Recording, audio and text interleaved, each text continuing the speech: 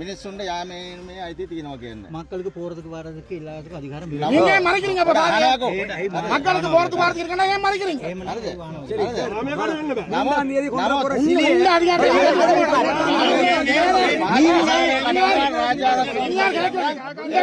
කරන්න බලය දීලා තියෙනවා කියන්නේ.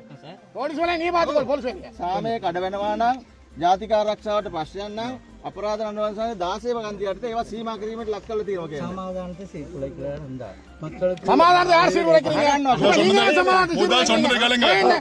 நாங்க அமைதி வழியில வந்து அவங்க அறவழியில நின்றா நீங்க தான் சமாதானம் சீர்குலைக்கிறீங்க. அகிம்சை வழியில மக்களுக்கு போராட அதிகாரம் இல்லையா?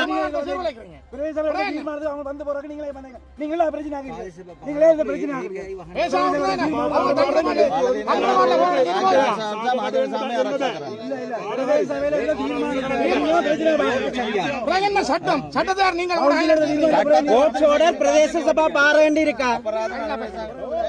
ආණුක්‍රම ව්‍යවස්ථාවේ 116 කියවන්නේ කියන්නේ.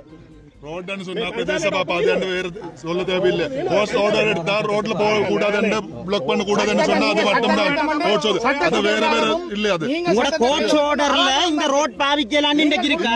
இந்த ரோட்ல இல்ல. சரியோ ரோட்ல அப்படி செய்ய கூடாதுன்னு தான் கோர்ட் ஆர்டர் கொடுத்துருக்கீங்க. சரி உங்களுக்கு அது தமிழால் அமைதி வழியில போராடுவதற்கு நீங்க அது சொல்லேக்க நீங்க இங்க நிக்க இல்ல. இப்போ வந்து அப்படி கதை சொல்ல வேணாம். அப்படியே நீ எடுத்து அங்க பாருங்க நீங்க. சரியோ விலங்குது நான் சொன்னேன். அதுதான் சொல்லேன். நீங்க அதை கதை சொல்ல வேண்டாம். நீங்க சொல்லேக்க ஒண்ணுமே கேட்காம இப்ப கதை சொல்லு.